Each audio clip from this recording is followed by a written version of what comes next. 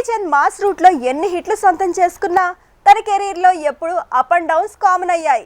అలాంటి తనకి చాలా కాలం తర్వాత భీమా రూపంలో ఓ హిట్ పడే అవకాశం కనిపించింది. మరి వరల్డ్ వైడ్ గా విడుదలైన ఈ సినిమా టాక్ కి తగ్గట్టే కిక్ ఇచ్చిందా, షాక్ ఇచ్చిందా? డబ్బింగ్ మూవీ ప్రేమలు తెలుగులో వసూళ్ల సందని పెంచగలుగుతోందా?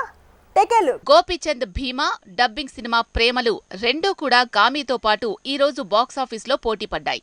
అయితే ఎప్పట్నుంచో హిట్ కోసం వెయిట్ చేస్తున్న గోపీచంద్ ఈసారి భీమా మీద భారీగా ఆశలు పెట్టుకున్నాడు. టీజర్, ట్రైలర్ పేలడంతో రిలీజ్ కి ముందు నుంచే ఈ సినిమా మీద భారీగా అంచనాలు పెరిగాయి. ఇక భీమా మూవీ స్టోరీలోకి వెళ్తే చారిత్రాత్మక నేపథ్యమున్న పరశురామ క్షేత్రంలో ఊహించని సంఘటనలు జరుగుతాయి.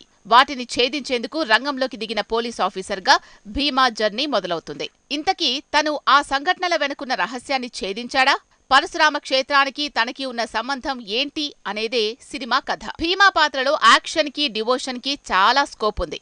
అదే గోపీచంద్ కి కలిసొచ్చింది.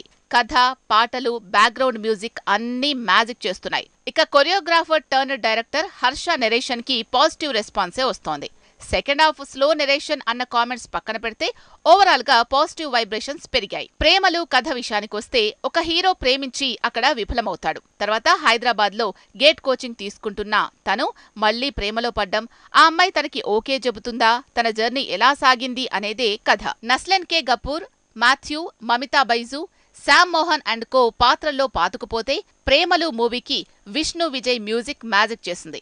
కథ, కథనం లాంటి భారీ పదాలతో పనిలేకున్నా యూత్ ని ఆకట్టుకునేలా లవ్ కాన్సెప్ట్ ని ప్రేమం తరహాలో తెరకెక్కించడంలో డైరెక్టర్ సక్సెస్ అయ్యాడు. ఆల్రెడీ మలయాళంలో హిట్ మూవీ అవడం, లొకేషన్లన్నీ హైదరాబాద్వే అవడంతో ఈజీగా టాలీవుడ్ లో కూడా పాజిటివ్ టాక్ పెరిగింది.